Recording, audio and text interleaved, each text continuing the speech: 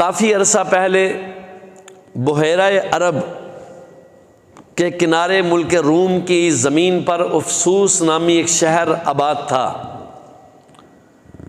یہ شہر بادشاہ دقیانوس کی سلطنت میں آتا تھا۔ دقیانوس خود بھی غیر خدا کی پوجا کرتا تھا اور لوگوں کو بھی اس پر مجبور کرتا تھا۔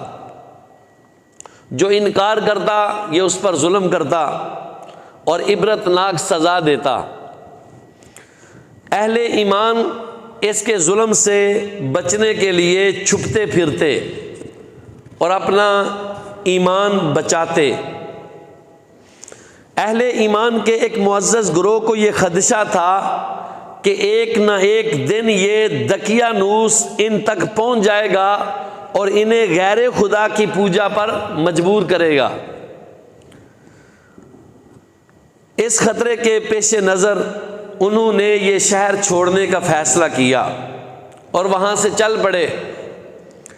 راستے میں ان کی ملاقات ایک چرواہے سے ہوئی، بکریاں چرانے والا، جو اپنا ایمان بچانے کے لیے شہر سے باہر جا رہا تھا۔ ان کے ساتھ ایک کتا بھی تھا، اس بندے کے چرواہے کے ساتھ ایک کتا بھی تھا۔ وہ چرواہا اور اس کو کتا بھی ان کے ساتھ ہو گئے۔ راستے میں موجود ایک غار کو انہوں نے اپنا ٹھکانہ بنا لیا۔ غار نظر آئی، اس کے اندر چلے گئے اور یہ سارے اور ان کا ساتھ کتا بھی اس غار کے اندر داخل ہو گئے۔ وہاں آرام کرنے کی غرض سے یہ لیٹ گئے۔ غار میں لیٹنے کے بعد ان کے ساتھ کئی عجیب و غریب واقعات ہوئے۔ نمبر 1، یہ لوگ غار میں 309 سال تک سوتے رہے۔ 309 سال تک اس غار کے اندر سوتے رہے۔ 309 سال کے بعد جب اللہ پاک کے حکم سے یہ لوگ بیدار ہوئے تو نہ صرف ان کے بدن سلامت تھے بلکہ ان کے کپڑے، پیسے، یہاں تک کہ ان کا کتا بھی سلامت تھا۔ کتا بھی ان کا سلامت تھا۔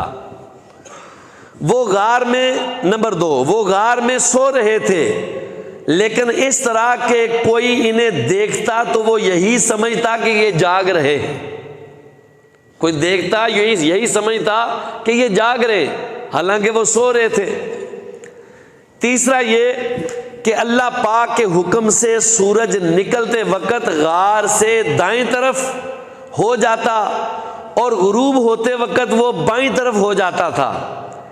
اس طرح یہ نیک لوگ غار کے کھلے حصے میں لیٹنے کے باوجود سورج کی شعاؤں سے محفوظ رہے۔ سورج بھی ان کا ادب کرتا ہے، سورج بھی اپنی شعاؤں سے ان کو تکلیف نہ پہنچاتا تھا۔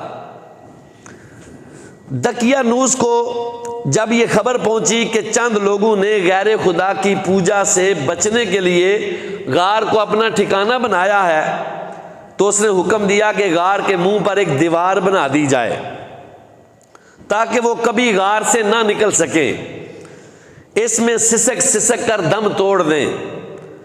دقیانوس نے جسے دیوار تعمیر کرنے کی ذمہ داری سونپی تھی وہ نیک آدمی تھا اور اس فیصلے کو تبدیل تو کروا نہیں سکتا تھا، لہذا اس نے غار کو اپنا ٹھکانہ بنانے والوں کے نام اور کچھ ان کی تفصیلات ایک تختی پر لکھ کر اسے صندوق باکس میں رکھوایا اور اس صندوق کو دیوار کی بنیاد میں محفوظ کروا دیا۔ پھر یہ اصحاب کہف 309 سال کے بعد ایک نیک اور پرہیزگار مومن بادشاہ بیدروس کے دور حکومت میں اللہ پاک کے حکم سے بیدار ہوئے۔ 309 سال کے بعد ایک نیک ایمان والا بادشاہ آیا بیدروس، اس کے دور حکومت کے اندر یہ اللہ پاک کے حکم سے وہاں سے بیدار ہوئے۔ اصحاب کہف یعنی غار والوں کا واقعہ قرآن پاک کے اندر 15 پارہ سورہ کہف کی آیت نمبر 9 میں کچھ یوں ارشاد ہوتا ہے، ترجمہ کنز الایمان: کیا تمہیں معلوم ہوا کہ پہاڑ کی کھو اور جنگل کے کنارے والے ہماری نشانیاں ہیں، ہماری نشانیاں ہیں۔